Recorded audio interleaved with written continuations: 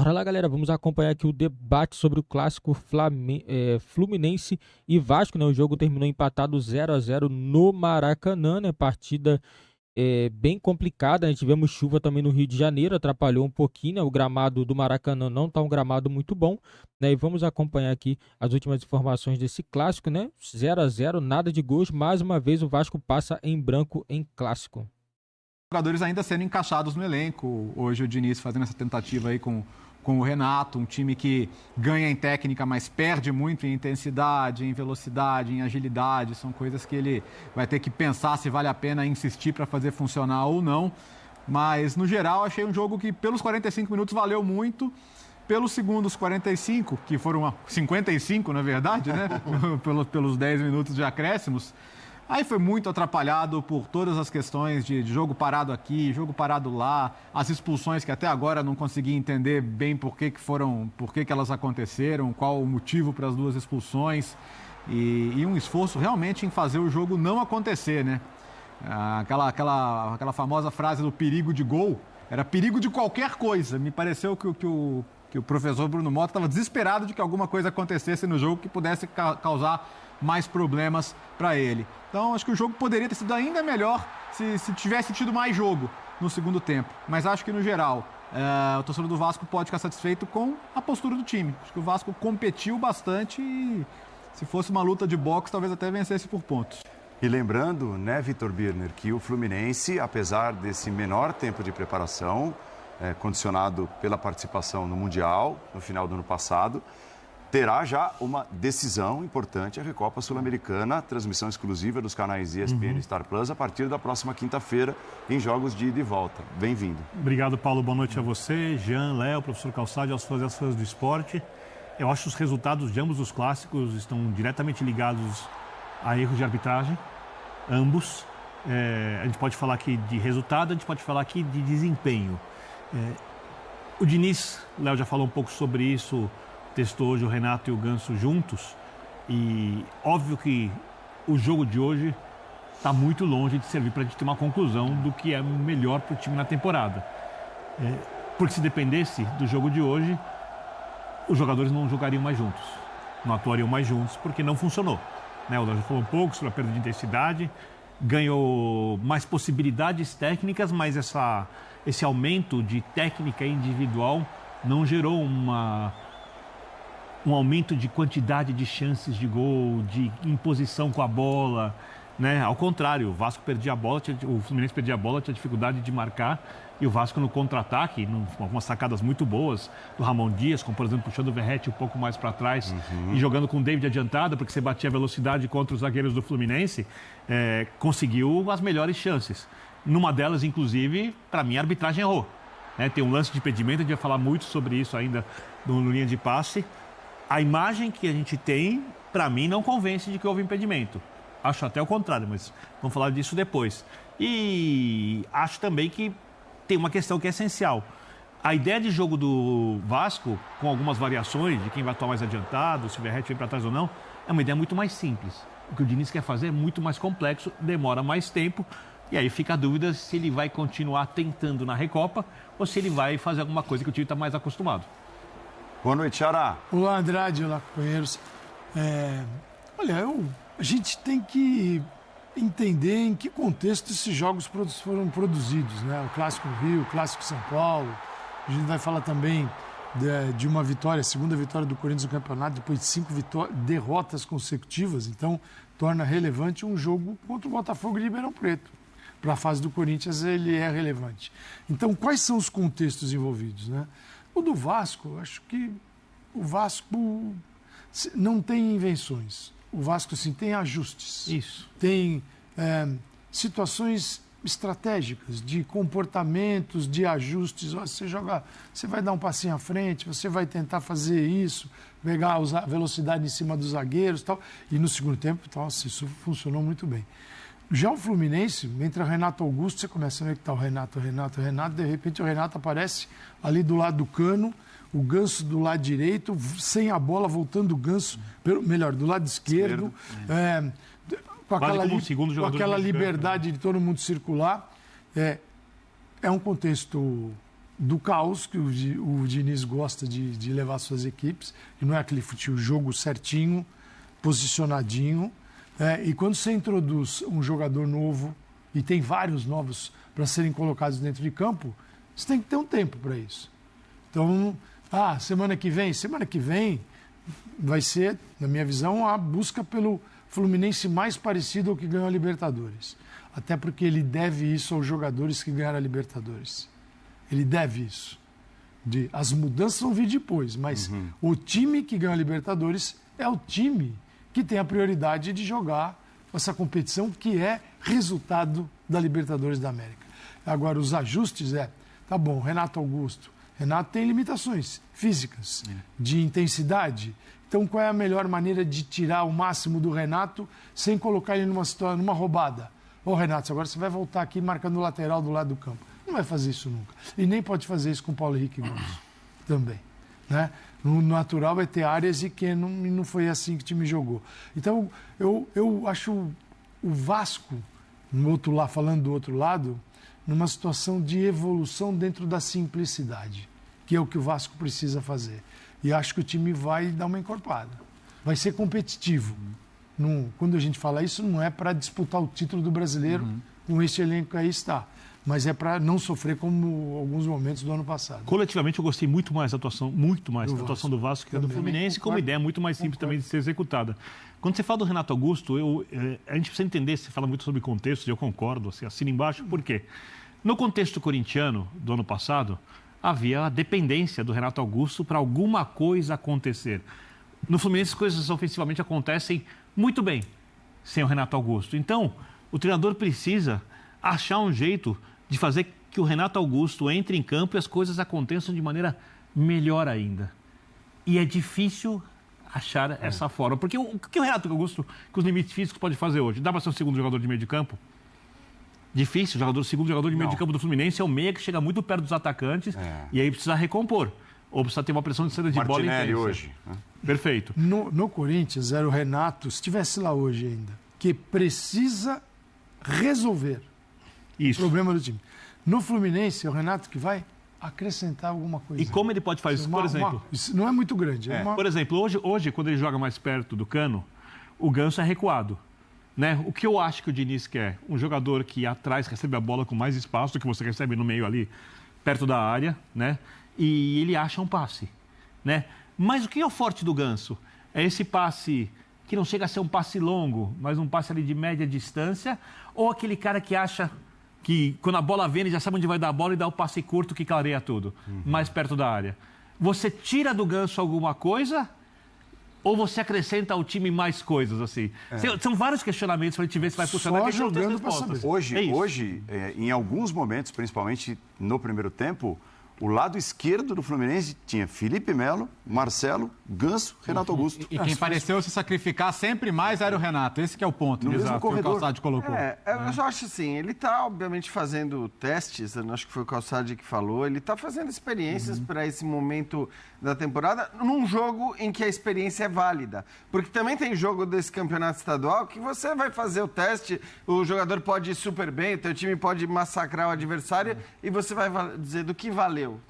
Vale tanto quanto um treino para você eventualmente testar a movimentação e tudo mais. E semana que vem já não tem mais teste, né? Exatamente. Semana que vem você já tem um jogo que vale taça, é um jogo importante. Então, eu acho que o Diniz faz bem em fazer essas experiências, mas não me parece que tendo o Keno à disposição, que tendo, sei lá, o Douglas, que a gente não sabe em que condição vai se apresentar, mas estou falando dos jogadores de beirada, ele vai ter o Renato jogando mais por ali, entendeu? Eu acho que não. Eu acho que...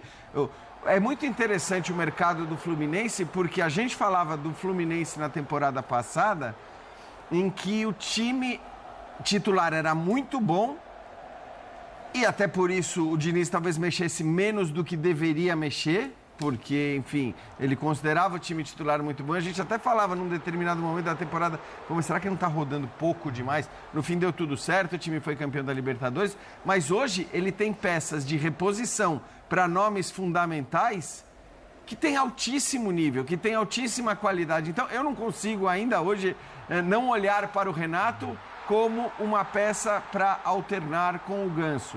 Assim como eu não consigo olhar para o Douglas Costa com a qualidade que tem, como uma peça para alternar com qualquer um dos dois jogadores. Você está falando de Renato ou Ganso, não Renato e Ganso. Exato, estou falando de Renato ou Ganso. Então eu acho que eu vejo esse mercado do Fluminense muito assim. Claro que não quer dizer que eles não vão esporadicamente, numa circunstância específica, jogar juntos. Óbvio que vão jogar juntos. Mas não acho que vai ser o padrão. Eu acho que o Fluminense contratou jogadores muito interessantes para conseguir, de maneira bem resumida, ter um segundo tempo tão forte quanto o primeiro tempo com os jogadores que agora assim, tem. Dentro da ideia de jogo do Diniz, se você pega um time que joga tem um futebol mais posicional, então você traz um jogador para jogar do lado esquerdo como ponta, um exemplo.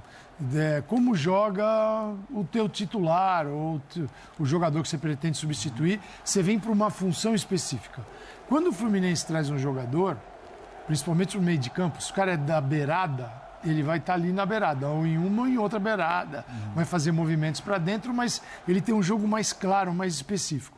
Quando é o jogador do centro do campo, eu entendo que o Diniz até fala, eu quero. Mas o Diniz também, quando pede, ele não tem convicção do que vai rolar. Sim. Porque ele precisa levar esse jogador a conhecer uma ideia diferente, ver como ele vai sair, é o Renato. O Renato pode passar por uma série de adaptações. E o Diniz pode entender que essa posição e função que ele usou hoje não é melhor para o Renato. Porque o Renato é outra. Ele pode ser mais no centro do campo. O que você não pode fazer é jogar o Renato para os lados e falar, sai correndo atrás de lateral. Mas o Diniz, assim, o jogo do Diniz impõe mais tempo e adaptações. E ele está usando o estadual para fazer isso. É porque é um jogo que o Renato não está acostumado a fazer também. E nada melhor do que um jogo grande para fazer isso. É isso. Você vai fazer. Não adianta fazer com o Sampaio Correia e dizer deu certo. Ó que lindo. É isso que eu estou falando. Assim. Enquanto um time que não empurrar o Fluminense experimentar mesmo, são jogos assim. E daqui uma semana tem decisão. LDU. E o Vasco mostrou e assim, e um outro dilema é a defesa, né? Porque, de novo, você tem Felipe Melo e Thiago Santos hoje como titular. Você tinha um pilar do elenco, que era o Nino. Você não tem mais o Nino. Hoje ele começa com 2 volantes. É lógico, o Felipe é zagueiro já há algum tempo. Mas são 2 volantes. Na origem. Felipe Melo aí parece e Thiago Santos. haver uma lacuna no elenco, sim. Agora, fazer a justiça para a atuação que fazia o Thiago Santos até o momento da expulsão. Perfeito. Muito discutível, né? Daqui a pouco a gente entra na arbitragem, mas sim, o Thiago Santos estava fazendo um baita de um jogo na zaga. Aí o que acontece? Ele já tem essa questão. Ele tem o Felipe Melo com o amarelo, ele faz aquela substituição que já virou tradicional, né? Tradicional. André. Vem o André, sai o Felipe Melo. Entra o Lima no meio. Né? E entra o Lima. Porque, por exemplo, só para falar do ataque, o John Kennedy hoje, em tese, completa muito melhor por dentro, que ainda se movimenta mais do que o Renato. Sim. E são jogadores completamente diferentes de característica. Do drible, da velocidade, da intensidade. Obviamente que o Renato é um jogador muito mais cerebral, que vai entender muito melhor o que está acontecendo ao redor, mas ele não tem a capacidade de movimento que tinha em outros tempos. E eu acho que o jogo de estadual, um clássico, principalmente contra um time que não vai acuar o Fluminense, porque a última coisa que a gente podia imaginar desse jogo é um Vasco com enorme posse de bola no campo de ataque e o Fluminense acuado. Não, é direto, o Vasco é direto, né? E essa hipótese praticamente não havia. Então, é o jogo para testar o Renato. Então, se a gente for se apegar ao que aconteceu nesse jogo, em princípio, o Renato não joga com o Ganso. Mas é óbvio que a temporada, em algumas circunstâncias, alguns jogos, o time perde um jogador, ele se encaixa muito bem. Porque tem uma coisa que eu não vou fazer. Eu não vou desprezar a inteligência do Renato de entender jogos. Entender como os seus colegas se movimentam e como se encaixar numa ideia de jogo. Mas não é do dia para a noite. Eu acho o Renato o jogador mais inteligente do futebol brasileiro.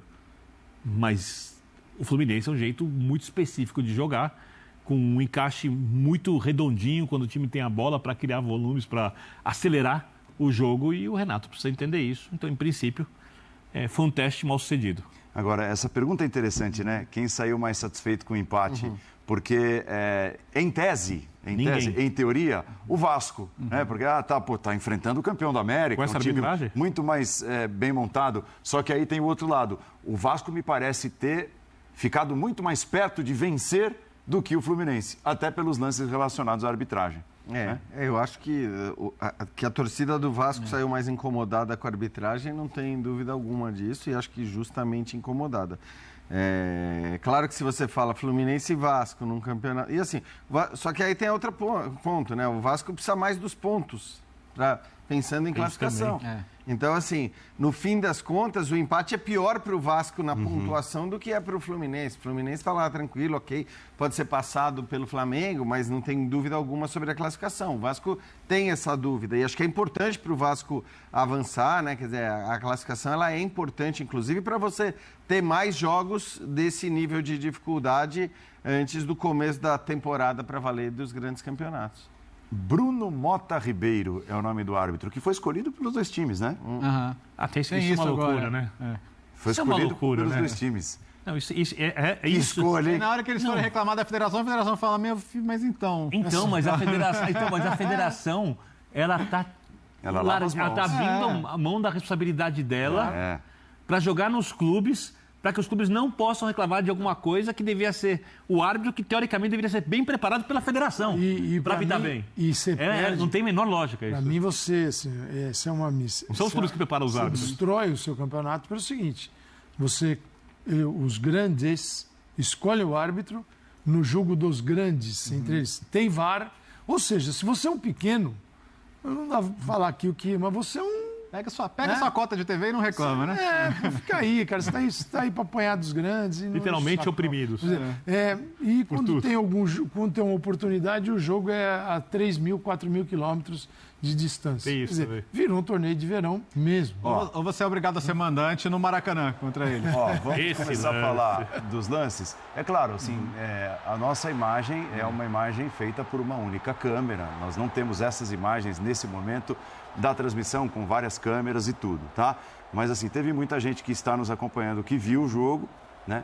E durante o jogo foi, inclusive, apresentada a linha do VAR depois da anulação deste gol do David.